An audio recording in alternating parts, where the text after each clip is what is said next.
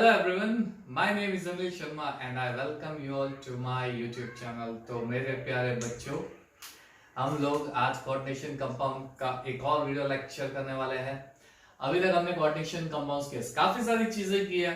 हमने coordination compound में शुरुआत की थी डबल सॉल्ट कॉम्प्लेक्स सॉल्ट का रिलेशन।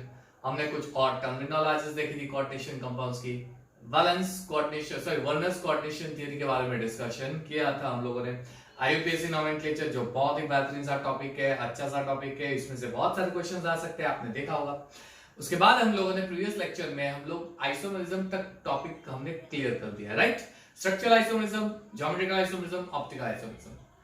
तो बच्चों आज हम क्या करने वाले हैं, आपके लिए बहुत ही बढ़िया सा सरप्राइज आ जाने वाला है। कोऑर्डिनेशन कंपाउंड का video lecture number 12। I hope के आपने मेरे सारे कोऑर्डिनेशन कंपाउंड के वीडियो लेक्चर देखे होंगे। मेरे YouTube चैनल पे प्लेलिस्ट में जाइए, वहां पे चैप्टर वाइज मैंने सारे वीडियो लेक्चर्स डाल दिए। चैप्टर वाइज आपको वीडियो लेक्चर्स मिल जाएंगे। हर एक वीडियो लेक्चर्स को ध्यान से देखिएगा, वो आपके लिए बहुत ही इंपॉर्टेंट है। Every video lectures is important for you up to NEET level, JEE level. हर एक वीडियो लेक्चर्स में मैं बोलता हूं कि मैं जो भी पढ़ाऊंगा आपको वो जेई और नीट लेवल से पढ़ाने वाला हूं। तो आज क्या करने वाले हैं, बढ़िया सा टॉपिक लेंगे आज हम। कोऑर्डिनेशन कंपाउंड के अंदर वर्नर्स कोऑर्डिनेशन थ्योरी की कुछ लिमिटेशंस थी, उस लिमिटेशंस को ओवरकम करती हुई कुछ थियरीज के बारे में हम लोग डिस्कशन कर रहे हैं। तो सबसे पहले subscribe, please subscribe my channel if you have not yet subscribe. Like button पे तो जरूर क्लिक कीजिएगा, ठीक है। और एक और चीज, अगर आपको मेरे वीडियो लेक्चर पसंद आ रहे हैं तो प्लीज छोटे छोटे प्यारे प्यारे से कमेंट जरूर दीजिएगा, तो I will get more encouragement for making better and better videos for you all. And of course, बिना भूले बेल बटन को क्लिक कीजिए, अभी के अभी कर दो, ताकि जब भी मेरा वीडियो लेक्चर्स अपलोड हो आपको तुरंत नोटिफिकेशन मिल जाएगा। चलिए तो बच्चों क्या करने वाले हैं, सबसे पहले वर्नर्स कोऑर्डिनेशन थ्योरी का हम लोग थोड़ा देख लेते हैं। अगर आपको वर्नर्स कोऑर्डिनेशन थ्योरी डिटेल में स्टडी करना है तो मेरे स्टार्टिंग से वीडियो लेक्चर्स अप टू 4 देख लीजिएगा। वीडियो लेक्चर नंबर 1, 2, 3 में बहुत सारी चीजें मैंने एक्सप्लेन की थी, और 2 और 3 में आपको वीडियो लेक्चर नंबर 3 में आपको वर्नर्स कोऑर्डिनेशन 2 और 3 में वर्नर्स कोऑर्डिनेशन थ्योरी का एक्सप्लेनेशन मिल जाएगा, ठीक है। तो वर्नर ने कोबाल्ट का कॉम्प्लेक्स स्टडी किया था, उस कॉम्प्लेक्स के बेस पे उसने कुछ पोस्टुलेट्स बनाए थे। As per that postulates primary valencies क्या होती है, सेकेंडरी वैलेंसीज क्या होती है, वो डिस्कशन हमने वहां पे किया था। पूरा एक पोस्टुलेट का पार्ट हमने डिस्कस किया है। पोस्टुलेट में एक और पॉइंट था कि कॉम्प्लेक्स जो होता है वो एक स्पेसिफिक ज्योमेट्रिकल स्ट्रक्चर्स बनाता है। हर एक मेटल एटम जो है उसके स्पेसिफिक ऑक्सीडेशन नंबर होते हैं according to Werner's coordination theory, etcetera etcetera etcetera, ठीक है। तो प्यारे बच्चों वो वीडियो लेक्चर जरूर देखना। लेकिन वर्नर्स कोऑर्डिनेशन थ्योरी के कुछ लिमिटेशंस भी है। क्या लिमिटेशंस है वर्नर्स कोऑर्डिनेशन थ्योरी में? हमने ये देखा है कि ज्यादातर ट्रांजिशन मेटल एटम, ट्रांजिशन यानी कि डी ब्लॉक एलिमेंट्स, ज्यादातर D block elements forms coordination compound. The question is why certain elements only form coordination compound? क्यों ऐसे सर्टेन एलिमेंट ही कोऑर्डिनेशन कंपाउंड बना सकते हैं? क्लियर। फिर सेंट्रल मेटल एटम होता है, उसके सराउंडिंग लिगैंड हम लोग अरेंज करते हैं। एक पूरा स्क्वायर ब्रैकेट वाला पार्ट होता है जिसे हम कोऑर्डिनेशन स्फीयर बोलते हैं। तो वो जो कोऑर्डिनेशन स्फीयर होती है उसकी एक स्पेसिफिक ज्योमेट्री होती है। क्लियर। तो वो ज्योमेट्री कैसे बनती है, how that geometry is form, why the coordination compound complex और coordination sphere has a specific geometry, reason क्या है। एंड लास्ट पॉइंट ये है कि जो डेफिनेट कंपाउंड जो होती है it possess definite magnetic and optical property why. ये 3 ऐसे क्वेश्चन है जिसने वर्नर को हिला डाला था हिला डाला था ये 3 क्वेश्चंस। वर्नर्स को नहीं, एक्चुअली इसकी कोऑर्डिनेशन थ्योरी उसको जस्टिफाई नहीं कर रहे, उसके पोस्टुलेट्स को हिला डाला था। ये 3 चीजें। There wasn't any type of answers on the basis of Werner's coordination theory. Why these 3 questions are not satisfied by Werner's coordination theory? If no, why this theory is not satisfied, then how do we know all these things? अगर ये theory satisfy नहीं कर रही है तो how do we know, हमें कैसे पता चलेगा? इसका आंसर भी तो चाहिए। एवरीथिंग वेल, ये तो हमें पता ही है, science is everything about the answer behind every question. जो भी क्वेश्चन दिमाग में आता है साइंटिफिक है, इसके पीछे क्या है, उसके एवरीथिंग अबाउट इट। तो ये वर्नर्स कोऑर्डिनेशन के थियोरेटिकल लिमिटेशंस थे। तो इस लिमिटेशंस का आंसर क्या होना चाहिए? ठीक है, चलो।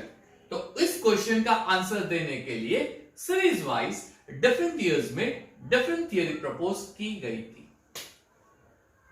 ठीक है, पहली थियरी थी 1931 में पॉलिंग ने बनाई थी वैलेंस बॉन्ड थियरी। दूसरी थियरी थी क्रिस्टल फिल्म थियरी। उसके बाद थर्ड थियरी आई थी लिगैंड फिल्म थियरी और लास्ट मॉलिक्यूलर ऑर्बिटल थियरी। ये 4 थियरी है, लेकिन हम लोग सिर्फ 2 थियरी स्टडी करेंगे। पहली 12th में और एंट्रेंस लेवल पे सिर्फ ये 2 थियरी मायने रखते हैं आपके लिए। ठीक है, तो हम लोग क्या करेंगे, सबसे पहले वैलेंस बॉन्ड थियरी देखेंगे। लेकिन वैलेंस बॉन्ड थियरी पूरा स्टडी करने के बाद हम लोग ये भी बोलेंगे कि इसमें कुछ ना कुछ तो लिमिटेशन है, और वो लिमिटेशंस को ओवरकम करने के लिए क्रिस्टल फिल्म थियरी की ओर जाएंगे। ठीक है, वैलेंस बॉन्ड थियरी। चलिए, so let's start valence bond theory. Clear? चलिए, सो वैलेंस बॉन्ड थियरी। तो 1931 में पॉलिंग ने वैलेंस बॉन्ड थियरी इंट्रोड्यूस की थी। चलिए, तो स्टडी करते हैं पॉलिंग भैया की बढ़िया सी थियरी, और वो थियरी है वैलेंस बॉन्ड थियरी। क्या बात है, क्या बात है। चलिए, वैलेंस बॉन्ड थियरी। तो पॉलिंग भैया ने कुछ स्टडी किया था 1931 में। पॉलिंग भैया ने क्या स्टडी किया था वैलेंस बॉन्ड थियरी में? कुछ पोस्टुलेट्स थे उसके। There are certain postulates of valence bond theory. Which are those postulates? उसके पोस्टुलेट्स कौन से थे? वेल, वैलेंस बॉन्ड थियरी ये कहता है कि मेटल और लिगैंड के बीच में बॉन्ड फॉर्म होता है। ये तो हमें भी पता है, ये चीज तो वर्नर ने भी बोली थी। वैलेंस बॉन्ड थियरी में ये जो पॉइंट है, ये तो वर्नर थियरी ने भी बोला है कि मेटल और लिगैंड के बीच में बॉन्ड फॉर्म होता है, और ये जो बॉन्ड फॉर्म होता है वो होता है कोऑर्डिनेट कोवेलेंट बॉन्ड। मान लीजिए कि इस तरह से मेरा एक स्ट्रक्चर फॉर्म हो रहा है कोऑर्डिनेट। तो इसमें क्या होता है, तो लिगैंड अपना इलेक्ट्रॉन पेयर मेटल एटम को डोनेट करता है। वैलेंस बॉन्ड थ्योरी भाई, ये चीज तो वर्नर ने भी बोली थी। इसमें क्या नया आया, क्या धड़ मारा है ना? नथिंग धड़ मारी, कुछ ऐसा लेना देना नहीं है। तो बराबर है, ये चीज वर्नर ने बोली थी, लेकिन अब जो पॉइंट आएगा वो उस वर्नर ने नहीं बोली थी। According to Pauling, valence bond theory जब उसने स्टडी किया था, तो उसने ये देखा था ये तो सही है, लेकिन इलेक्ट्रॉन पेयर शेयर करने के लिए मेटल एटम के पास वैकेंट ऑर्बिटल भी तो होने चाहिए। लिगैंड अपना इलेक्ट्रॉन पेयर डोनेट करेगा, भाई मेरे पास इलेक्ट्रॉन पेयर है, मेटल तुझे चाहिए? मेटल बोलेगा हाँ मुझे चाहिए, लेकिन वो कब चाहिए? जब मेटल के पास वैकेंट ऑर्बिटल होता है। मेटल के पास वैकेंट ऑर्बिटल होता है, तब ये इलेक्ट्रॉन पेयर मेटल के वैकेंट ऑर्बिटल में एंट्री मारेगा। मेटल के वैकेंट ऑर्बिटल में एंट्री मारेगा, और मेटल बोलेगा तूने मारी एंट्री यार, रिमेंबर जी, टिंग टिंग। मेटल को वैसे भी चाहिए, उसके पास वैकेंट ऑर्बिटल है। मेटल के पास वैकेंट ऑर्बिटल होता है, लिगैंड अपना इलेक्ट्रॉन पेयर उस वैकेंट ऑर्बिटल में एंटर करता है, लेकिन उसके पीछे पूरी प्रोसेस है। ये जितना दिखता है उतना आसान है नहीं, इसके पीछे पूरी एक प्रोसेस है। That is a complete process behind it. Which is that process? Let's see. Metal directly electron pair form नहीं करेगा, सॉरी एक्सेप्ट नहीं करेगा। मेटल जो होता है ना, उसके वैकेंट ऑर्बिटल कौन कौन से पॉसिबल हो सकते हैं? मैं बात कर रहा हूं यहां पे D block element transition metal atom की। डी ब्लॉक एलिमेंट का जनरल इलेक्ट्रॉनिक कंफिगरेशन होता है आउटर ऑर्बिटल का n-1 d1 to 10 ns1 to 2 होता है। ये होता है ट्रांजिशन मेटल एटम का आउटर मोस्ट इलेक्ट्रॉनिक कंफिगरेशन। शायद आपने 11th में पीरियोडिक टेबल में स्टडी किया है, 11th के पीरियोडिक टेबल में ये जरूर स्टडी किया होगा। स्टडी किया है? हाँ तो बोल भाई, हाँ आपके लिए कर रहे हो, हाँ बोलो, हाँ हाँ या चलिए n-1 d1 to 10 ns1 to 2 है। यानी अब जो होता है ये समझो ध्यान से, मेटल के पास वैकेंट ऑर्बिटल होने चाहिए, तो लिगैंड अपने वैकेंट ऑर्बिटल के मेटल के वैकेंट ऑर्बिटल में इलेक्ट्रॉन शेयर करेंगे, इलेक्ट्रॉन पेयर। अब वो वैकेंट ऑर्बिटल कौन कौन से हो सकते हैं? ध्यान से देखो, मेटल का जो आउटर ऑर्बिटल होता है वो है n-1d और ns। ns के बाद आता है np, np के बाद आता है nd। दिमाग है ना, ऐसा नहीं है, ध्यान से समझो। फॉर एग्जाम्पल मैं बात करता हूं 3D ट्रांजिशन सीरीज की। अब ये चीज आपको समझने के लिए डी ब्लॉक एलिमेंट समझना जरूरी है, जो अभी वीडियो लेक्चर नहीं बनाया, लेकिन मैं आपको हाईलाइट दे देता हूं। 3D ट्रांजिशन सीरीज में स्कैनियम टू जिंक आता है। 3D ट्रांजिशन सीरीज का जनरल इलेक्ट्रॉनिक कॉन्फ़िगरेशन है 3d1 to 10 4s1 to 2। ये 3D ट्रांजिशन सीरीज का है, ठीक है। अब 3D ट्रांजिशन सीरीज में 3d1 to 10 है, 4s1 to 2 है, 4s के बाद आता है 4p, 4p के बाद आता है 4d। अब होता क्या है, ये आउटर ऑर्बिटल जो होते हैं उसमें वैकेंट ऑर्बिटल प्रेजेंट होते ही है, चाहे वो s हो, चाहे p हो, चाहे d हो, चाहे ये वैकेंट ऑर्बिटल होते ही है, ठीक है।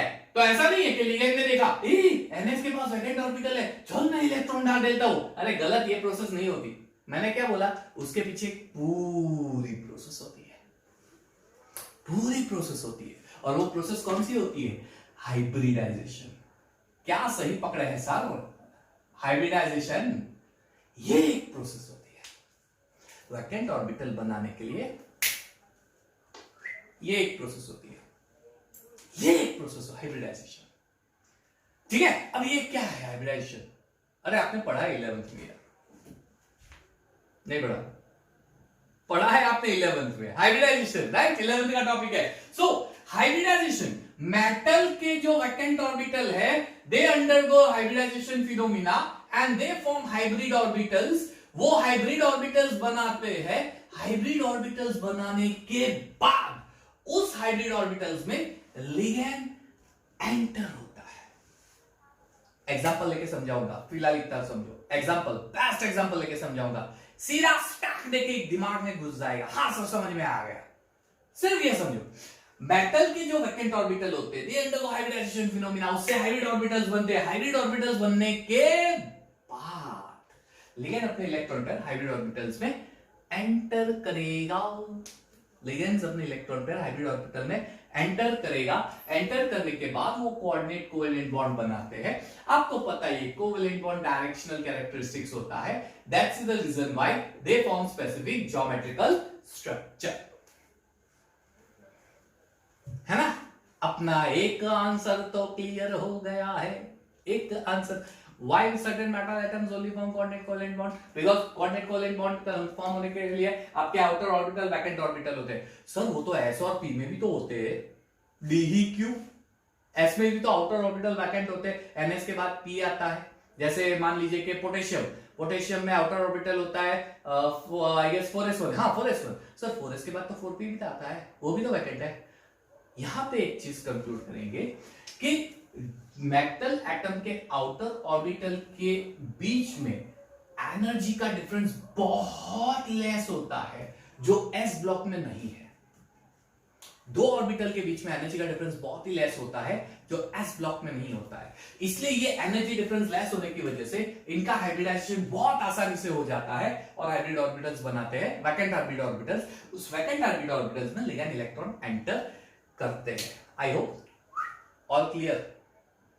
क्यों बनाते हैं समझ में आया। एस में वैकेंट ऑर्बिटल तो होते हैं, लेकिन दो ऑर्बिटल के बीच में एनर्जी का गैप, सुन, एक यहां पे एक यहां पे एक यहां पे बहुत ज्यादा होता है, इसलिए वो इजीली हाइब्रिडाइजेशन फिनोमिना नहीं करते, यहां पे इजीली होता है, ठीक है। तो ये कुछ इस तरह से फॉर्म होता है और they give geometrical structure.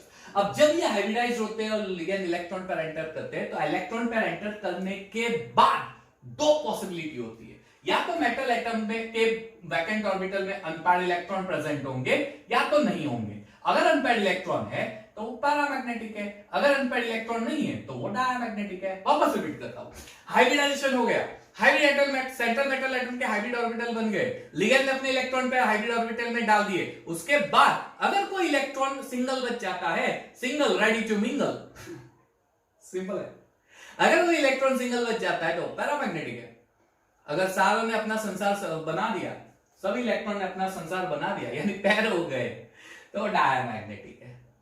I hope नीचे का क्लियर हो गया होगा, दिख रहा होगा आपको।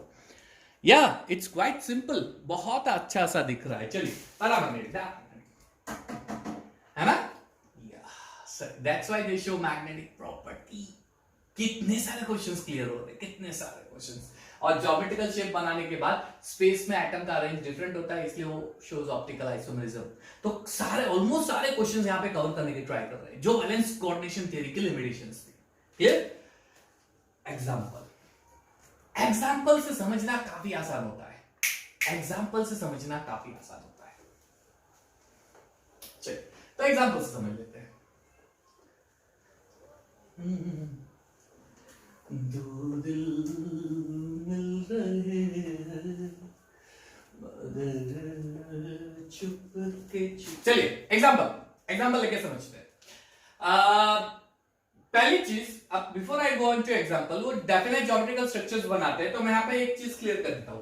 वो जो डेफिनेट ज्योमेट्रिकल स्ट्रक्चर बनाते हैं वो या तो ऑक्टाहेड्रल बनाएगा, या स्क्वायर प्लेनर ज्योमेट्री स्ट्रक्चर बनाते हैं, और टेट्राहेड्रल। ये 3 ज्योमेट्रिकल स्ट्रक्चर बनाते हैं।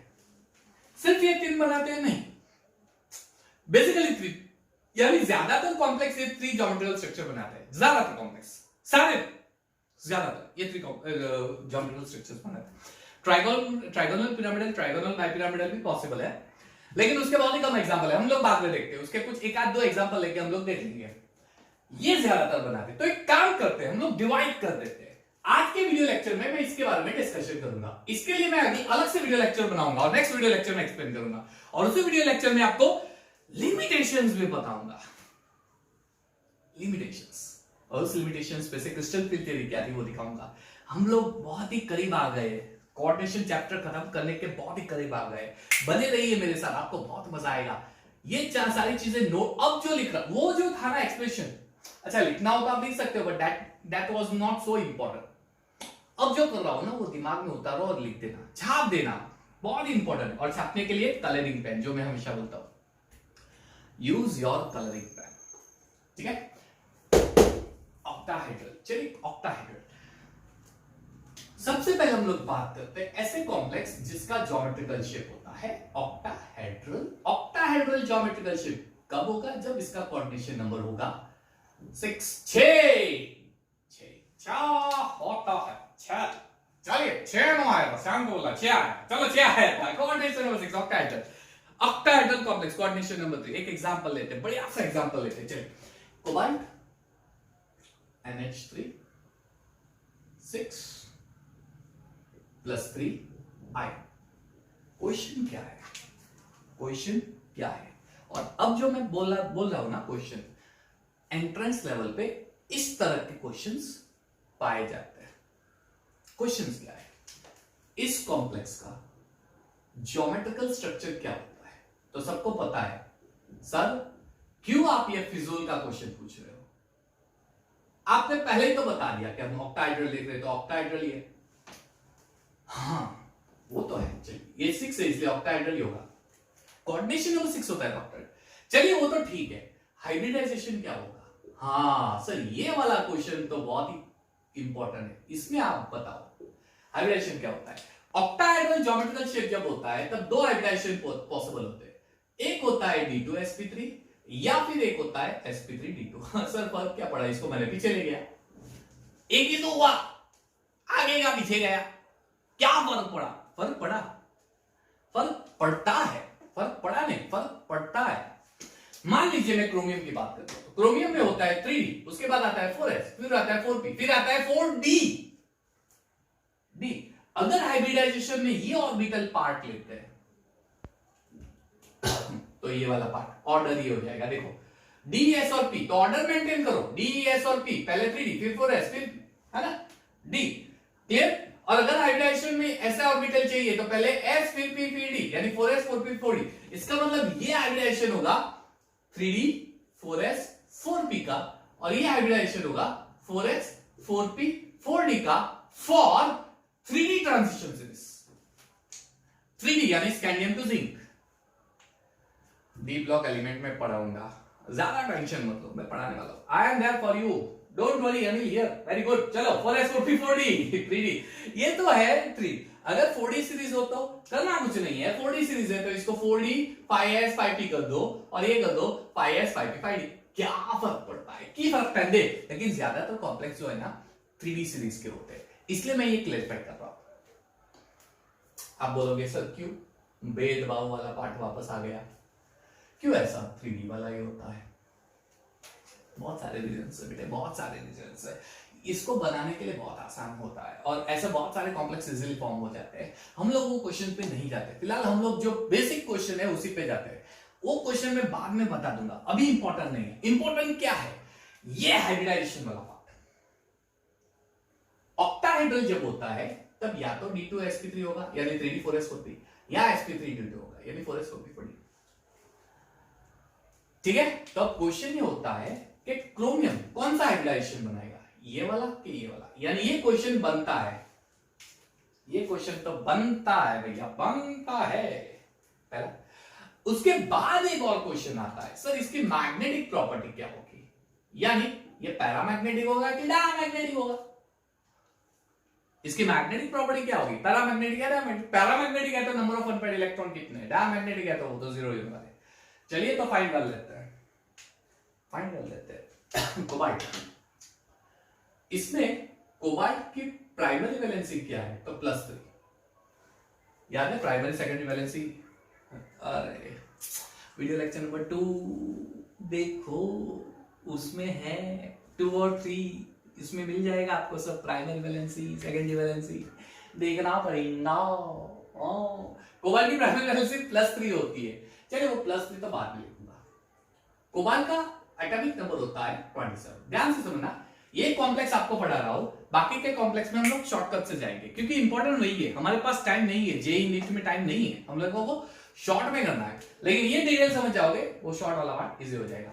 एक और एग्जांपल, उसके बाद शॉर्ट में जाएंगे। तो एग्जांपल चलिए कोबाल्ट आर्गन 3d7 4s2, ये है उसका oxidation number. Clear? All clear? Argon 3d7 4s2, ठीक है, आर्गन 3d7 4s2 ये। अच्छा 4s के बाद आता है 4p, उसमें एक इलेक्ट्रॉन है। 4p के बाद आता है 4d। एक काम करते हैं, इसको हम लोग ब्लॉक में लिख देते हैं, ठीक है। उसके बाद 4s 4p के 3 आते हैं और 4d के 5 आते हैं। 1 2 3 4 5।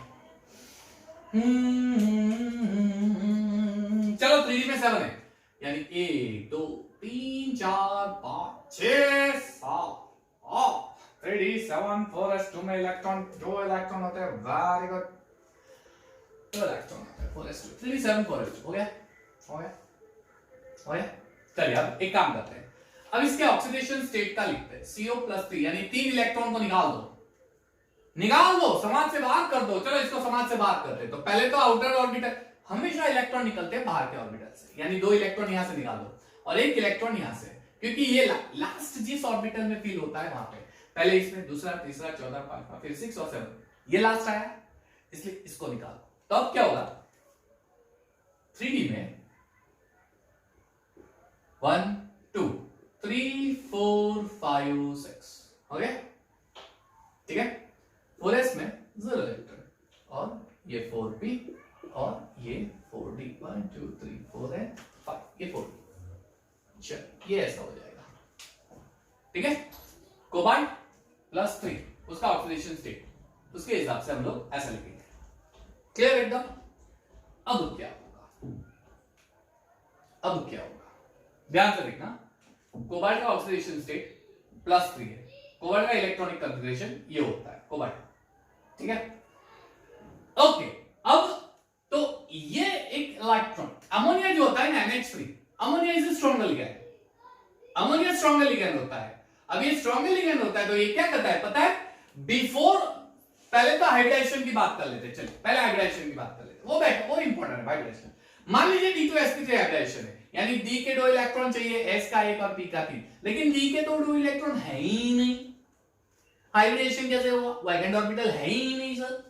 पहले 3d आता है, फिर 4s आता है, फिर 4p आता है, 4d। ऑर्बिटल में अगर D2sp3 है तो पहले 3d के इलेक्ट्रॉन वैकेंट चाहिए, फिर 4s के, फिर 4, लेकिन सर 3d के 2 इलेक्ट्रॉन वैकेंट, तो दो ऑर्बिटल वैकेंट है ही नहीं। अब क्या होगा, यहां मैं समझाना चाहता हूं जो मैं बोल रहा था, ये स्ट्रॉन्गर लिगैंड होता है और स्ट्रॉन्गर लिगैंड क्या करता है, d के अनपेयर्ड इलेक्ट्रॉन को पुश करके पैक करता है। ये स्ट्रॉन्ग इलेक्ट्रॉन की बहुत ही बेस्ट एडवांटेज वाला पार्ट है। ये एक्चुअली एक्सपेरिमेंटली मैं अपने दिमाग से नहीं बोल रहा हूं, ये साइंटिस्ट अपने दिमाग से नहीं बोलता है, ठीक है, ये एक्सपेरिमेंटली पाई हुई चीज है। तो ये स्ट्रांगली लिया गया, इसलिए पुश करके पैक करेगा, ठीक है, ये इसको पुश करके पैक करेगा, पुश करके पैक करेगा। तो क्या होगा पैर करेगा, तो ये इसके साथ पैरिंग कराएगा और इसका इसके साथ पैरिंग कराएगा, इसका इसके साथ पैरिंग कराएगा, इसका इसके साथ, इसलिए हो जाएगा 1 2 3 4 5 6। अब हो गए हमारे दो डी ऑर्बिटल वैकेंट D2 के लिए, क्या बात है सर, मिल गया हमको। तो इसमें एक s ऑर्बिटल वैकेंट और एक p, हो गया D2 sp3, हो गया D2। यानी ये कॉम्प्लेक्स जो है इसका हाइब्रिडाइजेशन होगा D2 sp3। तो अब क्या होगा, ये दो ऑर्बिटल, ये 3 और ये 3, 6 ऑर्बिटल का हाइब्रिडाइजेशन होके 6 नए ऑर्बिटल बनाएगा। और ये जो 1 2 3 4 5 ये 6 नए ऑर्बिटल, और all 6 orbital will have same energy, hybrid orbitals, ये तो आपको पता है, मैं आप इसके डिटेल में नहीं जा रहा। तो ये सारे ऑर्बिटल्स एक दूसरे के साथ मिक्स होके, कंबाइन होके नए 6 ऑर्बिटल बनाते हैं, हाइब्रिड ऑर्बिटल्स। और ये 6 ऑर्बिटल कोबाल्ट के सराउंडिंग ऑक्टाहेड्रली अरेंज्ड हो जाते हैं, 6 हाइब्रिड ऑर्बिटल्स ऑक्टाहेड्रली अरेंज्ड हो जाते हैं। अब ये अमोनिया जो है वो लिगैंड है, यानी इसके पास इलेक्ट्रॉन पेयर है, तो ये इलेक्ट्रॉन पेयर इसके साथ ओवरलैप करके शेयर करेगा, यानी NH3। दूसरा NH3 6 है, यानी एक NH3 इसके साथ शेयर करेगा, दूसरा NH3 अपना इलेक्ट्रॉन इसके साथ शेयर करेगा, अपने ऑर्बिटल ओवरलैप करके। यानी नाइट्रोजन का जो पैर इलेक्ट्रॉन वाला ऑर्बिटल है, वो पैर इलेक्ट्रॉन वाला ऑर्बिटल इस ऑर्बिटल के साथ ओवरलैपिंग करके पैरिंग करेगा, ओवरलैपिंग करके, ठीक है। दूसरा ऐसे कैसे, ऑल 6 इलेक्ट्रॉन्स, यानी दूसरा इसके साथ, तीसरा इसके साथ, 4 5 6 ऐसे सारे अमोनिया सॉरी पैरिंग करेंगे, सारे अमोनिया ऑक्टाहेड्रल हो जाएगा। अब ये हो गया हमारा फाइनल पार्ट। यानी अब अगर मैं कोबाल्ट का ऑक्सीडेशन स्टेट के बारे में बताना चाहूँ, सॉरी इलेक्ट्रॉनिक कॉन्फ़िगरेशन के बारे में बताना चाहूंगा, तो कुछ इस तरह से बताऊंगा। सॉरी 6 हाइब्रिड ऑर्बिटल्स, ये 3 और 6 नए हाइब्रिड ऑर्बिटल्स, ठीक है। इसमें आपके 6 इलेक्ट्रॉन, 1 2 3 4 5 6, यानी ये 1। अब जो 6 नए हाइब्रिड ऑर्बिटल्स बने हैं, उसमें हर एक ऑर्बिटल में एक एक अमोनिया अपने लोन पेयर ऑफ इलेक्ट्रॉन, यानी x है lone pair of electron of ammonia, इसके साथ शेयर करेगा, हर एक के साथ शेयर करेगा और बनाएगा D2 sp3। क्लियर, समझ में आया? बहुत आसान है, बहुत आसान है। तो मैग्नेटिक प्रॉपर्टी कौन सी हो गई, सारे इलेक्ट्रॉन पेयर है, sir it is diamagnetic, yes you are right, it's diamagnetic. एक भी इलेक्ट्रॉन अनपेयर्ड नहीं है, एक भी इलेक्ट्रॉन अनपेयर्ड नहीं है, एक भी इलेक्ट्रॉन अनपेयर्ड नहीं है, ठीक है। चलिए, तो ये हो गया, मेरे ख्याल से आपने इसको लिख दिया होगा, नहीं छापा है तो वापस बैक जाके पॉज करके छाप दो। चलिए, तो क्या बात है सर, बढ़िया सा मजा आ गया होगा, आई गैस आपको तो आया होगा। Diamagnetic cobalt. दूसरा एग्जांपल देखता हूं, एग्जांपल नंबर 2, क्रोमियम H2O 6+3।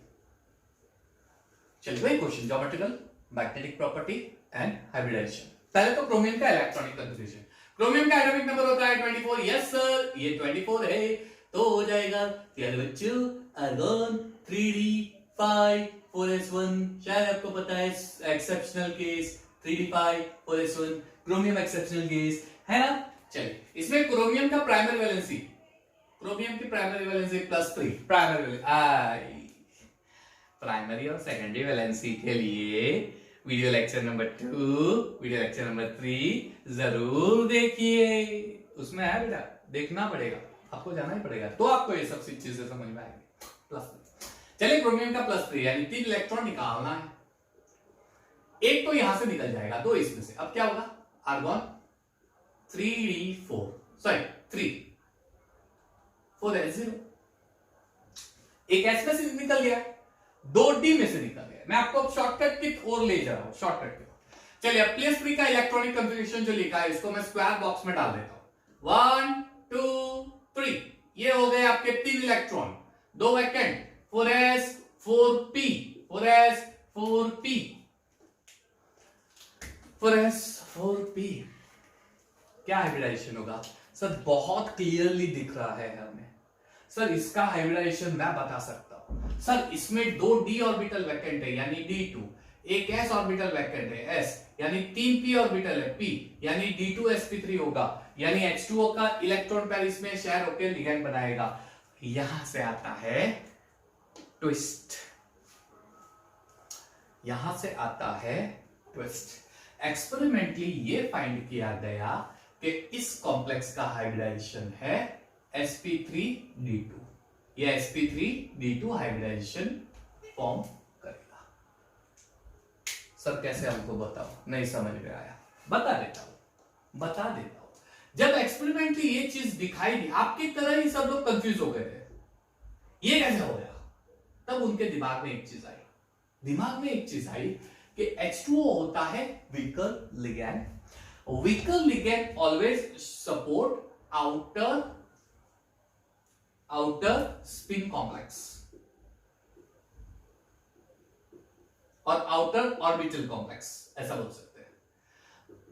और अगर स्ट्रॉन्गर लिगैंड होता है तो वो सपोर्ट करता है इनर ऑर्बिटल कॉम्प्लेक्स। यहां से एक नया टॉपिक आ गया, यहां से एक नया पॉइंट आ गया।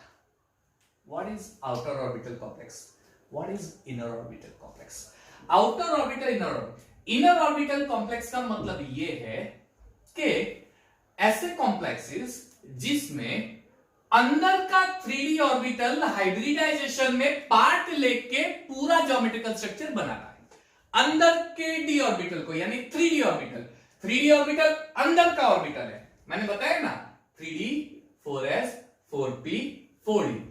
यानी जब स्ट्रॉन्गर लिगैंड होंगे तो वो stronger ligand inner orbital complex बनाते हैं।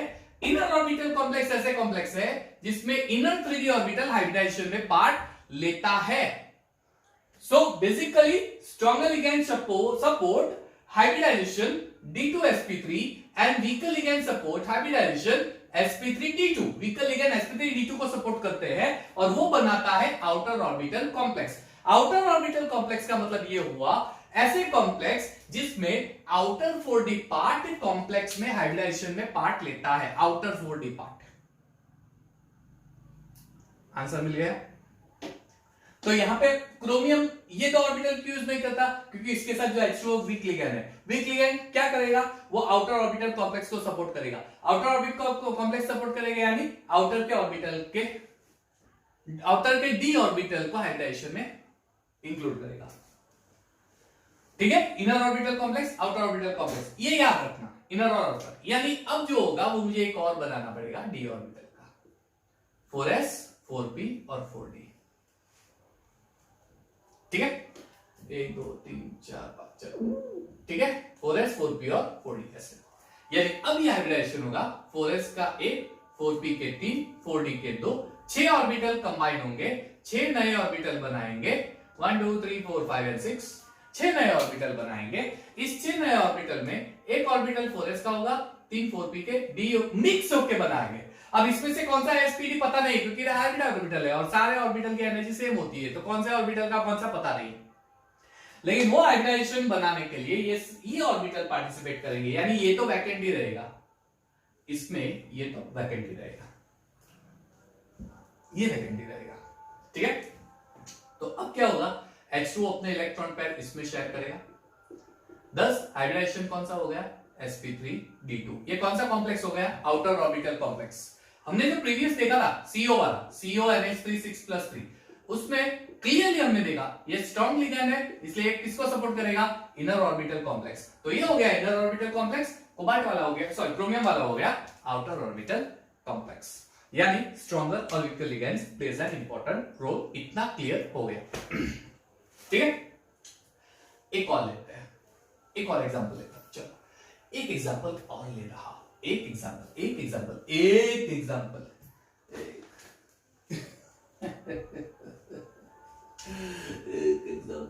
की कीमत तुम क्या जानो रवीश बाबू। चलो एफिशिएंसी 3 माइनस क्या बात है, Fe6 माइनस, पहले तो Fe का ऑक्सीडेशन स्टेट, अब शॉर्टकट पे जाते हैं, अब पूरा लिखने की जरूरत नहीं है। Fe का ऑक्सीडेशन स्टेट, Fe का electronic configuration, it is argon नहीं लिख रहा हूं यहां पे, आर्गन नहीं लिखूंगा, ठीक है, मैं डायरेक्टली लिख रहा हूं 3d6 4s2, ये 3d6 4s2। अच्छा, गिवन कॉम्प्लेक्स में Fe का ऑक्सीडेशन स्टेट, Fe का प्लस, ये हो गई आपकी प्राइमरी वैलेंसी। प्राइमरी वैलेंसी, ये प्राइमरी वैलेंसी।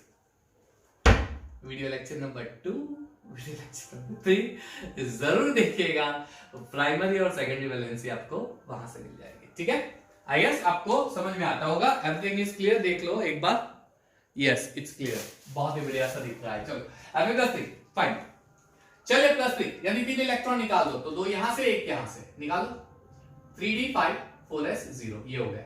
3d में 5 इलेक्ट्रॉन, चलिए 3d में 1 2 3 4, 3d में 5 1 2 3 4 5 इलेक्ट्रॉन, 4s में एक भी नहीं, 4p में भी एक भी नहीं, और 4d में भी एक भी नहीं, 1 2 3 4 और 1 2 3 4 और 5, ठीक है। ये है आपका 3d ऑर्बिटल, ये 4p ऑर्बिटल, 4s सॉरी, और ये 4p और ये 4d।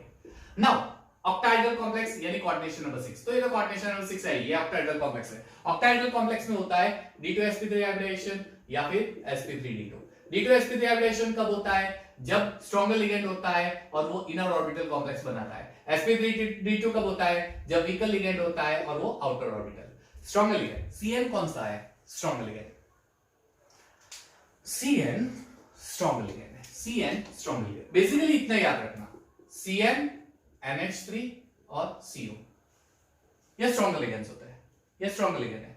यानी ये लिगेंड ज्यादातर कौन सा कॉम्प्लेक्स बनाएंगे, इनर ऑर्बिटल कॉम्प्लेक्स, ठीक है, इनर ऑर्बिटल कॉम्प्लेक्स। चलिए इनर ऑर्बिटल कॉम्प्लेक्स का मतलब अंदर का डी ऑर्बिटल हाइब्रिडेशन में पार्ट लेगा, लेकिन अंदर का डी ऑर्बिटल हाइब्रिडेशन में पार्ट कब लेगा, जब वो वैकेंट होगा।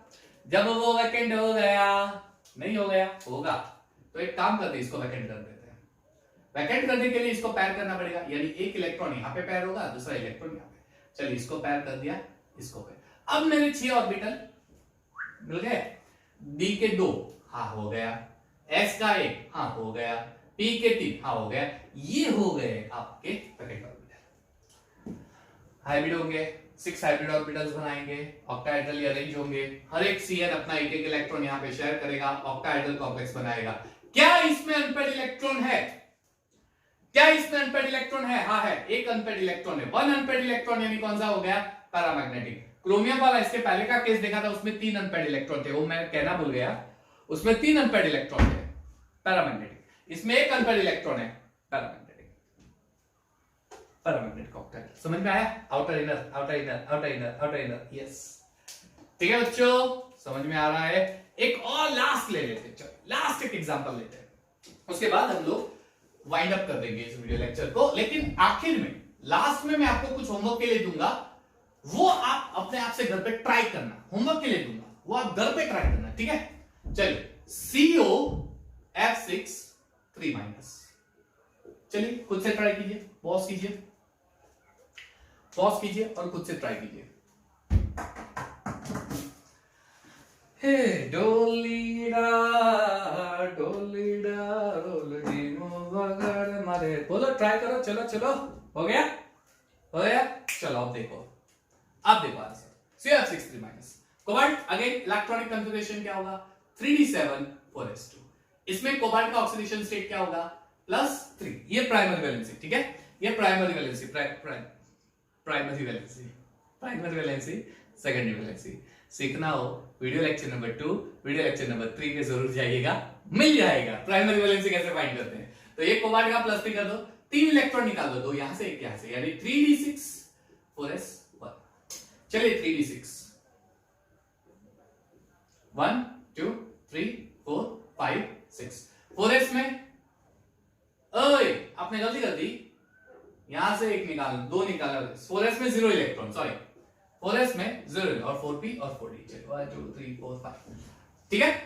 चलिए F, क्या ये स्ट्रॉन्ग लिगेंड है, क्या ये स्ट्रॉन्ग लिगेंड है, नहीं, मैंने आपको 3 दिखाए थे, Cn NH3 CO, physically strong, ये तो F है। F is the weaker ligand. Weaker ligand ज्यादातर कौन सा कॉम्प्लेक्स बनाते हैं, outer orbital complex. Stronger ligands inner orbital complex, in beaker ligand outer orbital complex, outer orbital complex, weaker ligand outer orbital complex. ये बनाता है outer orbital complex. Outer orbital complex यानी hybridisation होगा sp3d2। इनर ऑर्बिटल होता है तो d2 sp3, यानी पहला s दैट इज 4s, फिर 3p यानी 4 और d यानी 3, यानी ये हो गया आपका sp3d2। सिंपल। इसका मतलब ये हो गया कि F इसको बिल्कुल भी फोर्स नहीं करेगा कि आप पैर बनाओ, वीकर है, वो इसको फोर्स कर ही नहीं सकता, उसमें इतनी ताकत ही नहीं है कि वो फोर्स करेगा। ए तू पैर हो जा, मैं नहीं होऊंगा, जो होता है वो कर ले, ऐसा आंसर मिलेगा उसको इलेक्ट्रॉन के मुंह से। वो वीकर है, वो कर ही नहीं सकता। समझ में आया ये? इसलिए ये ऐसे कैसे रहेंगे, हाइब्रिडेशन हो जाएगा sp3d2। कितने अनपेड इलेक्ट्रॉन है? 1 2 3 4, hence 4 unpaired electron, it is paramagnetic और outer orbital complex। चलिए बच्चों, आशा है आपको मेरा वीडियो लेक्चर पसंद आया होगा। मैं आपको एंड में कुछ और क्वेश्चंस होमवर्क के लिए दे रहा हूं, जरूर ट्राई करना, जरूर ट्राई करना। उसके आंसर्स मैं आपको नेक्स्ट वीडियो लेक्चर में दे दूंगा, ठीक है? तो कौन सा है, inner orbital, outer orbital complex, hybridization etcetera, वो आपको मिल जाएगा। तो टिल देन देखते रहिएगा मेरा वीडियो लेक्चर। यहाँ पे हम लोग वाइंड अप करते हैं। खुश रहो, हेल्दी रहो, जेई नीट की बढ़िया से प्रिपरेशन करो, बने रहिएगा मेरे साथ। आपको केमिस्ट्री के सारे video lecture JEE NEET level से मिल जाएंगे। Thank you and have a nice time.